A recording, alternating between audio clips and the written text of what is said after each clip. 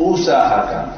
Kalau boleh setiap hari, itu luar biasa dahsyatnya. Setiap ada kesempatan Allah anugerahkan rezeki, jangan ragu-ragu.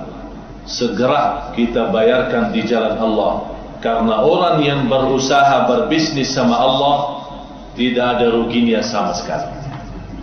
Boleh kita berbisnis di dunia, belum tentu beruntung terus. Tapi berbisnis sama Allah, 100% beruntung. Malah 700 kali lipat. 700% Allah ganti. Artinya 700 kali lipat Allah mengganti, karena Allah telah berjanji. Dunia ini sudah cukup kacau.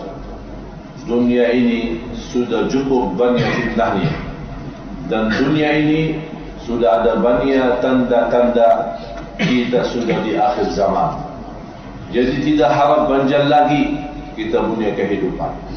Oleh karena itu, pandai seorang yang benar-benar mengisi harinya dan mengisi sisa umurnya untuk mencari ridha Allah Subhanahu wa ta'ala. Barangkali kita termasuk sampai saat ini belum mendapatkan ridha Allah, tapi dengan kesungguhan dan ikhlas kita untuk mengisi sisa umur kita agar kita mendapatkan ridha Allah, dari situ akan berubah posisi kita di neraka menjadi insya-Allah di dalam surga Allah Subhanahu wa ta'ala. Tidak ada yang di antara kita yang punya jaminan berapa sisa umurnya. Boleh jadi sisa umur kita cuma 1 hari, dan boleh 2 hari, dan boleh 1 bulan, boleh lebih kurang. Yang jelas, orang mukmin selalu menghayati setiap hari itulah hari terakhir, tidak ada hari lagi. Setiap malam itulah malam yang terakhir, tidak ada malam lagi. Dan setiap salat itulah salat yang terakhir, tidak ada salat lagi. Dan setiap bersedekah itulah sedekah yang terakhir, tidak ada kesempatan untuk bersedekah lagi, karena kita semua akan meninggal dunia. Oleh karena itu, jangan sampai di antara kita begitu datangnya malaikatul maut malah kita nyesal, malah kita minta diberikan kesempatan lagi supaya boleh kita berbuat baik lagi, bersedekah lebih banyak lagi, bersalat malam lebih banyak lagi, dan menjaga segala kebaikan. Kita masih dalam kesempatan. Kalau Allah memberikan kesempatan, berarti Allah masih sayang sama kita. Tapi kalau kita tidak menghargai kesempatan macam ini, akan Allah mencabut nikmat kesempatan dari kita dan diberikan kepada orang lain yang boleh menghargai nikmat Allah dan menggunakan nikmat Allah untuk mendekatkan dirinya kepada Allah Subhanahu wa ta'ala. Banyak manusia umat Islam tanpa dia sadari mengkufuri nikmat Allah, mengkufuri nikmat Allah yang setiap hari, pagi, siang, malam Allah limpahkan keberkahan nikmat. Allah berikan kenikmatan yang tidak pernah kita mampu hitungkan. Wa in ta'uddu ni'matallahi la tuhsuha. Innal insana lazalumun kaffar. Innal insana lazalumun kaffar. Sungguh manusia amat zalim, dan sungguh manusia amat kafir. Zalim terhadap apa? Dan kafir terhadap apa? Terhadap nikmat Allah. Allah berikan segala kenikmatan, tapi kita zalim. Bukan hanya zalim saja, malah di dalam Al-Quran disebut innal insana lazalumun.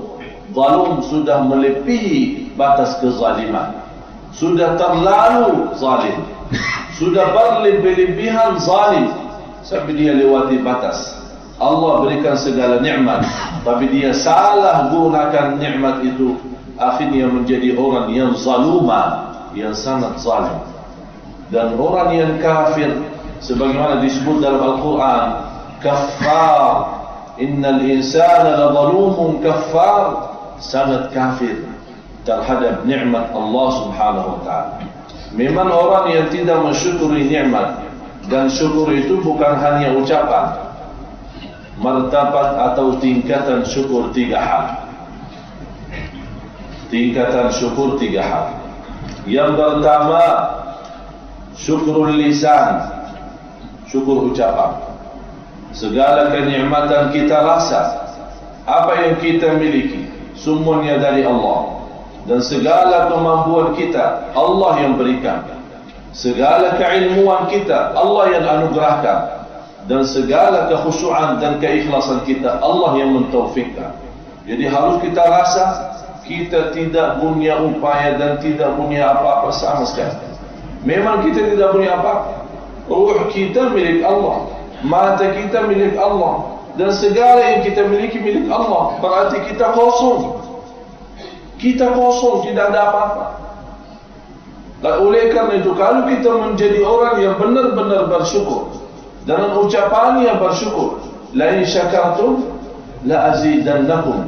Kalau kita memang senang Allah menimpahkan banyak nikmat kepada kita lagi, harus kita pandai bersyukur. Jadi syukur yang pertama adalah syukur lisan, syukur lidah, ucapan. Yang kedua, syukurul amal. Syukurul amal atau istilah lain syukurul jawarih, tumbuhan badan kita. Tangan itu perlu syukur, kaki kita perlu bersyukur, mata kita bersyukur. Bagaimana? Allah berikan tangan, tanda kita mensyukuri nikmat Allah. Dan tangan kita tidak menggunakan kecuali dengan apa yang diridhai Allah. Allah berikan mata untuk menjadi orang bersyukur, berarti tidak boleh kita gunakan mata untuk melihat yang haram. Kalau kita melihat yang haram, berarti kita kufur nikmat Allah, bukan bersyukur nikmat Allah. Allah berikan nikmat kesehatan, kita gunakan nikmat kesehatan untuk mendekatkan diri kita kepada Allah. Allah berikan upaya dan semangat untuk beribadah, kita selalu menggunakan nikmat itu untuk beribadah lebih, menjadi hamba yang dekat kepada Allah Subhanahu wa taala. Allah berikan kaki, syukur kaki adalah selalu menggunakan kaki langkah-langkahnya untuk mencari ridha Allah. Berlangkah-langkah ke masjid, berlangkah-langkah ke silaturahim, berlangkah-langkah ke ziarah kubur untuk mendoakan orang yang telah meninggal dunia, berlangkah-langkah untuk mencari kebaikan. Disitulah kita menjadi orang-orang yang bersyukur kepada Allah Subhanahu wa taala. Dan lebih tinggi daripada itu semua, yang ketiga, syukrul qalbi. Dan jarang manusia bersyukur kepada Allah lewat qalbu. Bagaimana qalbu kita bersyukur? Qalbu kita bersyukur merasa kita hamba yang terhina, hamba yang tidak punya apa-apa, dan hamba dengan segala kenikmatan yang Allah anugerahkan. Ini membuat hati kita selalu rendah, dan membuat hati kita selalu khusyuk, dan membuat hati kita selalu malu terhadap Allah, karena kita belum mampu membalas kenikmatan yang diberikan oleh Allah Subhanahu wa taala.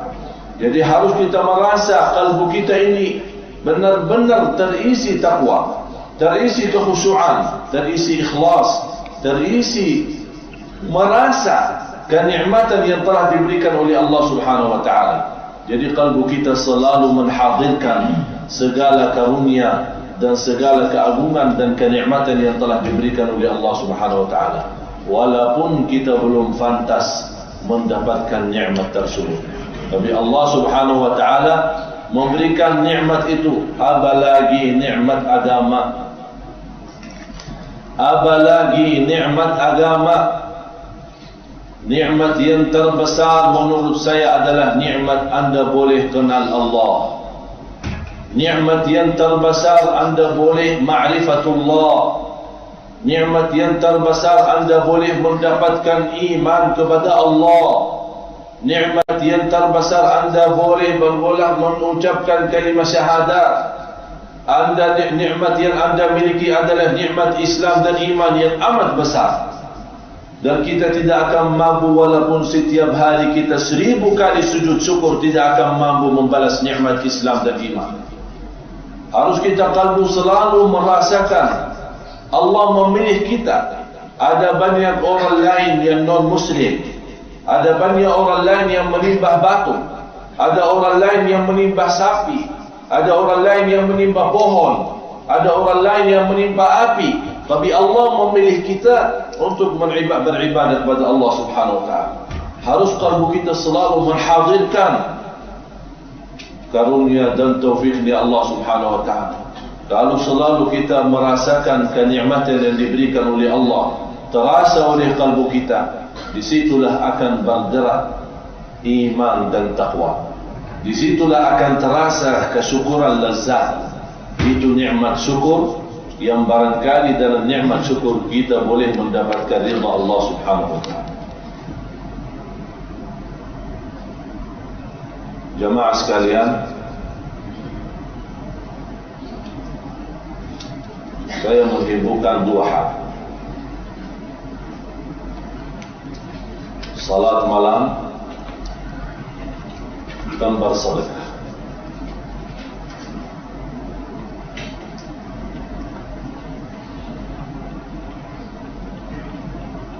Kalau anda ingin mendapatkan ilmu langsung dari Allah, transferannya langsung dari Allah, jaga salat malam.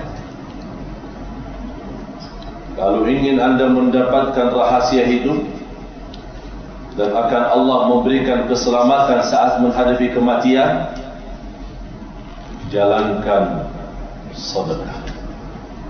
Kalau saya boleh berkata, bukan bersedekah, tapi ta'ahudus sadaqah. Ta'ahudus sadaqah.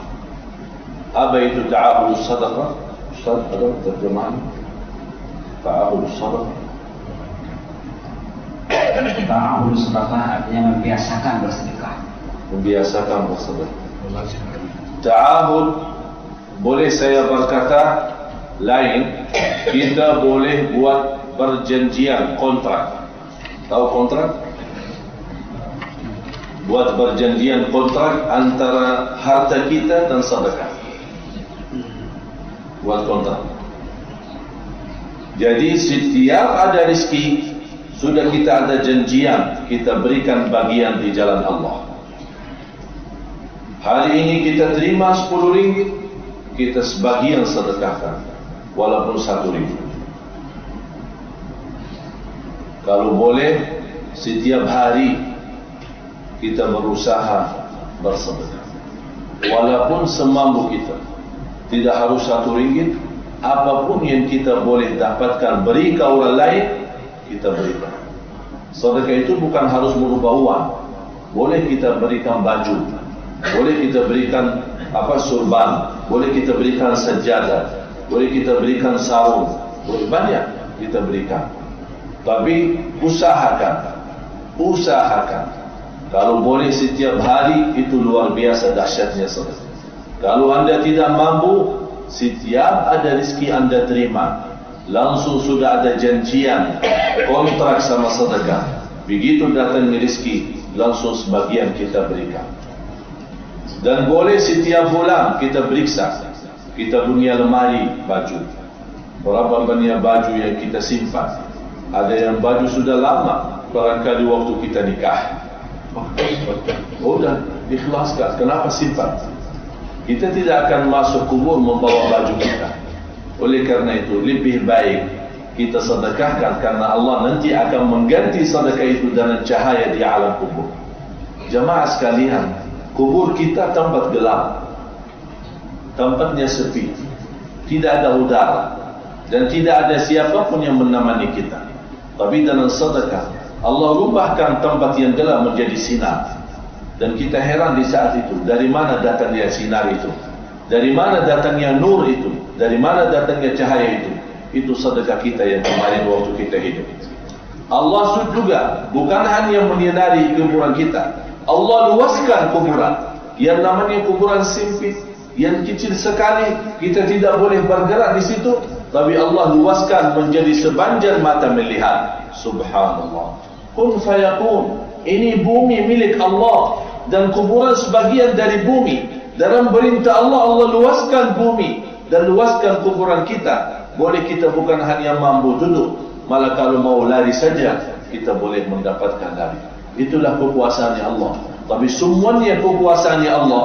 Allah tunjukkan dahsyatnya kekuasaannya kepada kita kalau kita orang biasa. Saat kita hidup selalu memberikan untuk jalan Allah Subhanahu wa ta'ala. menurut saya orang yang bersedekah dan suka bersedekah sebenarnya orang itu terpilih. Macam mana terpilih? Karena Allah tidak mau menerima sembarangan orang untuk membela agama ini. Jadi orang yang berjuang bersedekah untuk agama Allah, agar supaya tersebar agama Allah, tersebar Al-Quran, tersebar dakwah, berarti anda terpilih menjadi orang salah satu yang punya bantuan untuk agama Allah.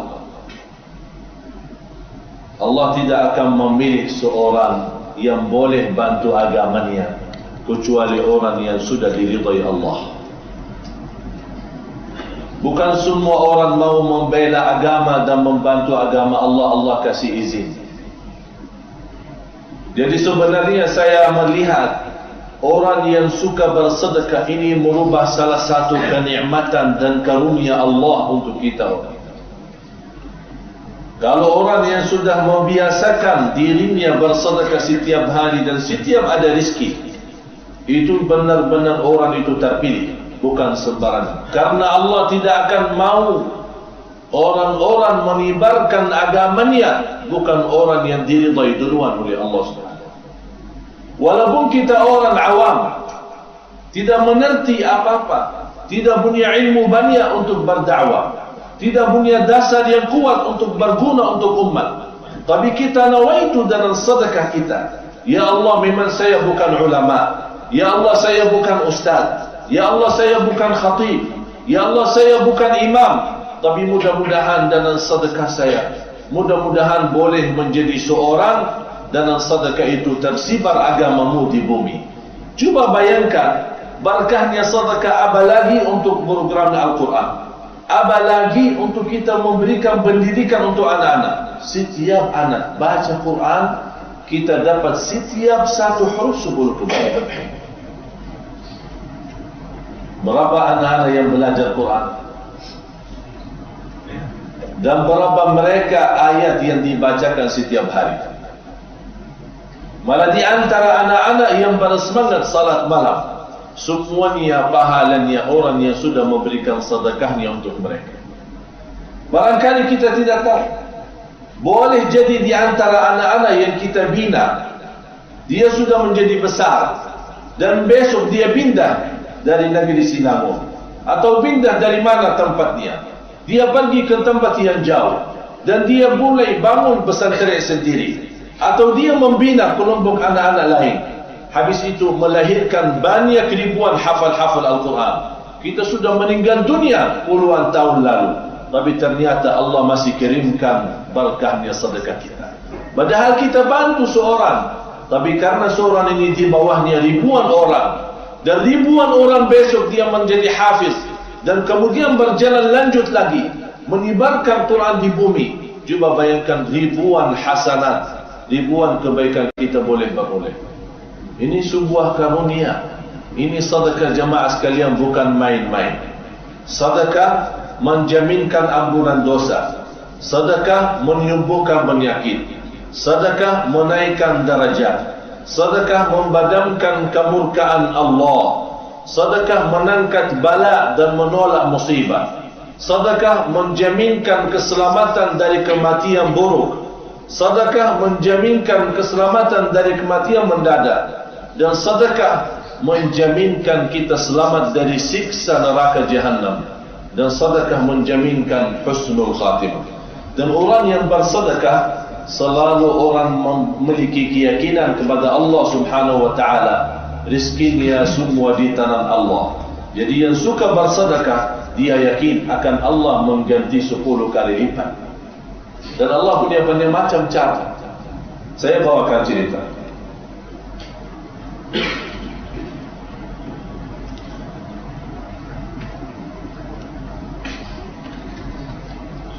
Saya punya guru.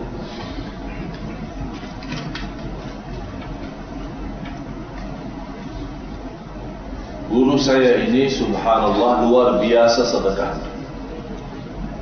Dia bukan orang kaya, bukan orang berusaha, tapi dia menerima banyak bantuan, banyak sedekah dari jamaah, banyak hadiah-hadiah pribadi untuk Syekh sendiri. Dia menerima, tapi subhanallah, setiap datang rezeki tidak pernah lewat satu malam sampai habiskan rezeki itu ke orang lain. Tidak pernah dia boleh tidur, masih ada yang tersimpan di rumah. Orang datang bawa, ada makanan, ada yang bawa uang, ada yang bawa barang, ada yang bawa macam-macam. Sampai dia berkata sama anaknya, kalau ada yang bawakan apa-apa, begitu lewat satu malam langsung sedekahkan, apapun barang itu. Sambil diberikan kereta. Ada orang-orang kaya datang dari kerajaan Emirat, kaya dari kerajaan Kuwait, orang datang ke kota Madinah. Ada yang berikan harta, ada yang berikan kereta. Besoknya pagi kereta sudah tidak ada di kawasan rumahnya, sudah disedekahin lagi. Sampai dia berkata, kalau Allah berikan begini, saya akan sedekahkan. Pasti akan Allah ganti begini, saya akan sedekahkan. Allah ganti begini, saya akan sedekahkan. Dan berapapun yang diberikan oleh Allah, saya tidak akan simpan. Begitu sudah punya keyakinan luar biasa.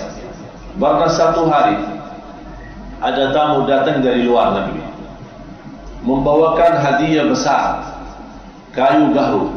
Tahu kayu gaharu? Yang harum, dibakar harum. Itu disukai oleh orang Arab sana. Apalagi sebesar ulama-ulama, imam-imam besar, dibawakan, dilihat sama anaknya. Ini boleh digunakan untuk jual lagi, lumayan harga mahal. Kata ayahnya, sedekahin untuk makam Rasulullah SAW. Karena ada satu lain guru saya juga, tugasnya bersihin makam Rasulullah SAW. Dan dia mengambil gaharu itu, dibakar terus diwangikan, khususnya hari Jumat. Sedekahin semua. Ayah, ini barang mahal, ini buat apa sedekahin? Sudah sebagian saja kita jual. Ini besar, dia punya bank besar. Kata ayahnya, marah sekali sama anak. Jangan goda saya, sedekahin semua, jangan tinggalkan sedikit pun. Dan sudah terbiasa seperti itu. Ada pernah terjadi satu cerita. Saya pernah nginap di rumah beliau. Tiba-tiba malam hari ada seorang maling loncat tembok rumah, masuk.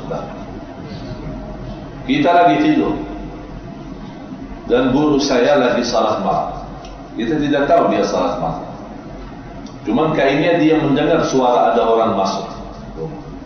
Dia datang bangunin kita. Dia bilang, ayo bangun, kayaknya ada orang masuk di rumah. Silahkan lihat siapa itu. Dan saya melanjut salat malam. Dia salat malam. Kita cari di kawasan rumah, lihat ada orang betul. Kita tangkap. Habis kita tangkap, kita ikat, kita bawa ke depan. Dia marah sama kita. Kenapa antum ikat? Ini orang maling. Lepas dia punya ikat. Kita bukan polisi. Lepas dia. Habis itu ditanya sama guru saya, kamu dari mana? Dia sebut satu negeri. Tapi sepertinya orang itu takut. Kata guru saya sama saya, suruh bangunkan tukang masak. Buat apa? Guru kita lapar? Tidak. Barangkali ini orang lapar. Sudah cukup malam, barangkali dia belum makan. Di bawah kita bangunin tukang masak. Dia buat makanan untuk maling. Orang maling. Pencuri. Habis dia makan, habis dia selesai, ditanya sama guru saya, kenapa antum mencuri? Ada perlu apa? Terus orang itu cerita, saya punya ayah lagi di rumah sakit, lagi dioperasi. dan masih ada kurang biaya, kurang lebih 10.000 rial. 10.000 rial. Dan saya orang tenaga kerja, tidak punya uang sebesar. Langsung guru saya ditahankan orang itu sampai besok. Dan dia telefon dengan perwakilan hampir setiap negara dia punya perwakilan. Terus dia tanya di sana, ternyata dari laporan perwakilan betul orang itu jujur, dia punya ayah lagi di hospital di rumah sakit. Langsung kata guru saya, kirimkan 10.000 untuk operasi ayah. Dan dia tanya sama orang yang mencuri, kamu punya berapa? Dia bilang, saya cuma punya 5.000 dan tinggal sisa 5.000. Itu yang membuat saya terpaksa mencuri. Tapi guru saya sudah kirimkan biaya operasi 10.000. Dan guru saya berkata, operasi untuk ayahmu sudah kami lunaskan. Dan 5.000 buat kamu yang kamu bawa aja pulang. Barangkali anda perlu sesuatu yang lain. Subhanallah. Perbuatan macam ini, orang ini menjadi salah satu da'i besar di negerinya. Karena dia melihat sikap bagaimana guru kita. Habis itu, setiap dia datang, melihat guru saya pasti pingsan. Dia tidak kuat lagi untuk mengingat kebaikannya dia. Sampai guru saya meninggal dunia. Begitu saya jumpa orang ini, setiap kita jumpa di Madinah, langsung dia nampak saya ada, langsung dia nangis sambil pingsan. Dia tidak dapat sadar sampai 3 hari pingsan. Cuma subhanallah saking cinta bagaimana kebaikan yang dilakukan. Ternyata jemaah sekalian, berbuat sedekah bukan seenak dan semudah yang kita inginkan. Bukan semudah yang kita inginkan. Sungguh sedekah itu termasuk salah satu ibadah yang Allah menganugerahkan kalbu kita dan membuka hati kita dan menggerakkan tangan kita untuk bersedekah. Apalagi kita bersedekah untuk Al-Quran.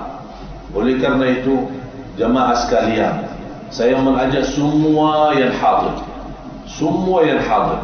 untuk selalu bersedekah. Sedekah sungguh benar-benar mampu memberikan segala kemudahan dari segala kesusahan. Bukan hanya susah dunia, juga termasuk susah di akhirat. Yang kedua, salat malam. Salat malam. Afdalus salati ba'dal faridah qiyamul lail. Salat yang terbaik sesudah salat fardu qiyamul lail. Dan saya selalu berkata sama jemaah, jangan tinggalkan salat malam walaupun 2 rakaat tutup dengan witir.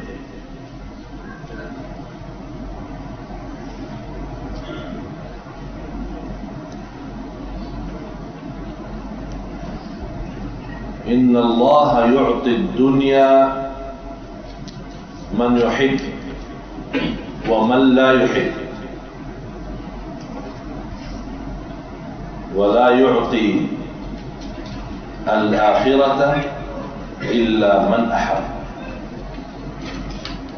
Allah memberikan dunia kepada siapa-siapa. Boleh kepada yang dicintai Allah, boleh juga tidak. Jadi yang mendapatkan dunia belum tentu dicintai Allah.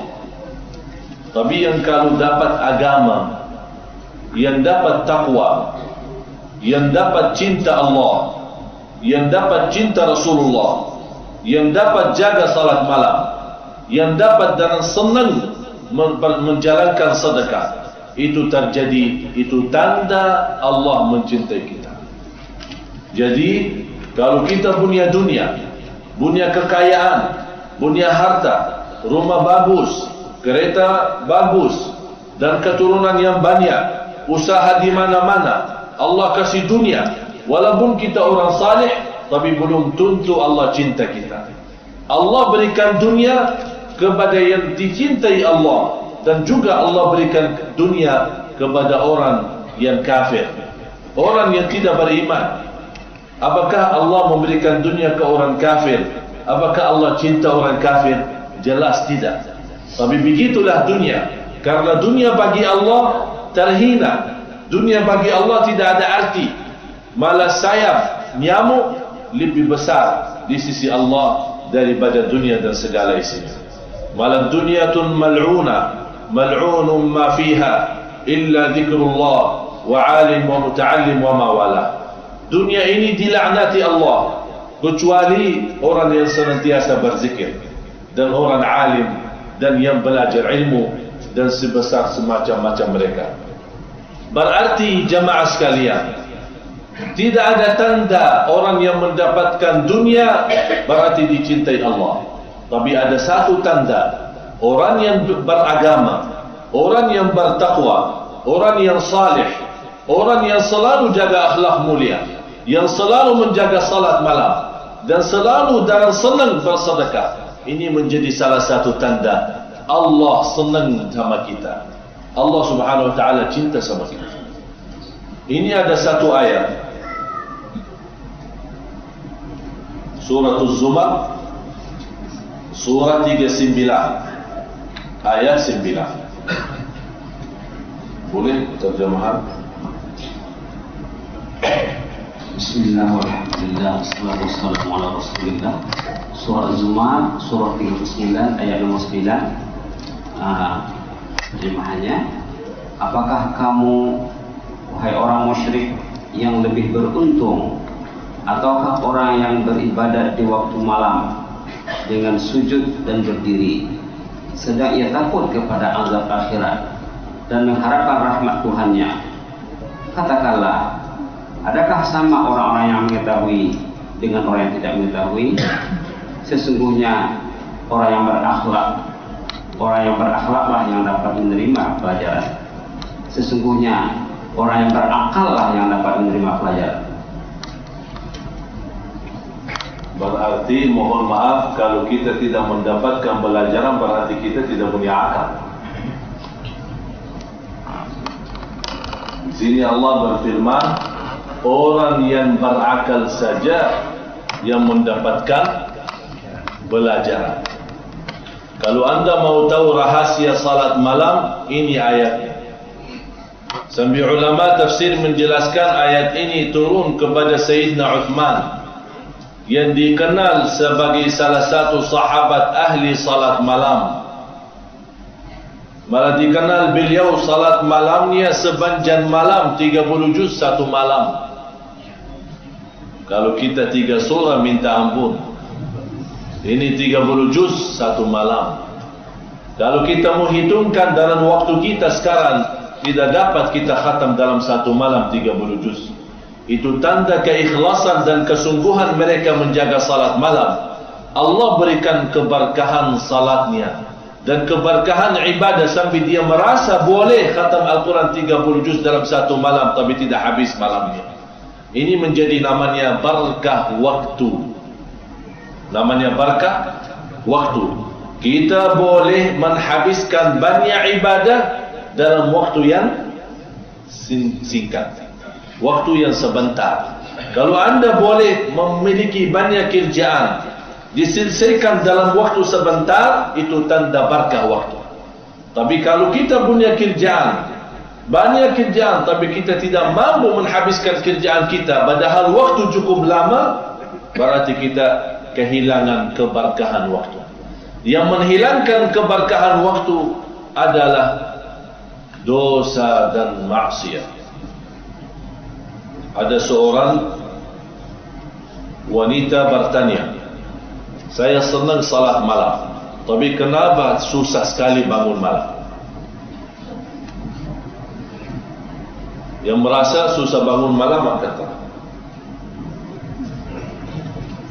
Saya pertama orang susah bangun malam. Yang merasa diri susah bangun malam, salat malam angkat tangan. Tak apa, jangan malu, biar saya kasih obatnya. Di belakang, oh, jubah tangannya ada kelihatan. Bawa cincin tak? Ada cincinnya. Masya Allah, saya senang tadi waktu acara duha, di surah An-Nur. Luar biasa sedekah niat. Mohon maaf, kita lelaki kalah sama wanita. Sambil wanita itu kurbankan masnya. Masnya tidak dibawa pulang. InsyaAllah mudah-mudahan wanita surau Subah sama. Tidak ada yang bawa pulang ya. Bu, udah ada suaranya. Ikhlaslah. Mohon maaf, saya tidak memaksa, tapi saya tahu dan yakin nanti ada satu saat kita boleh menjadi salah satu yang mensedekahkan untuk jalan Allah, pasti akan mendapatkan kebahagiaan. Dan disitulah saat dia mendapatkan kebahagiaan, dia ingin, bila ada kesempatan lagi saya mau bersedekah lagi.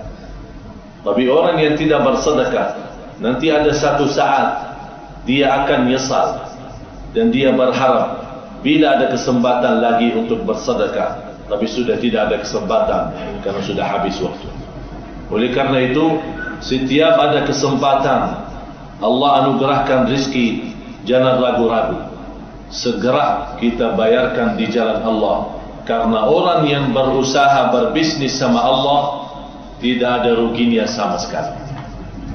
Boleh kita berbisnis di dunia, belum tentu beruntung terus, tapi berbisnis sama Allah 100% beruntung, malah 700 kali lipat. 700% Allah ganti, artinya 700 kali lipat Allah mengganti, karena Allah telah berjanji. Dan kita semua tahu, innallaha la yukhliful mi'ad, Allah tidak pernah mengingkari janjinya.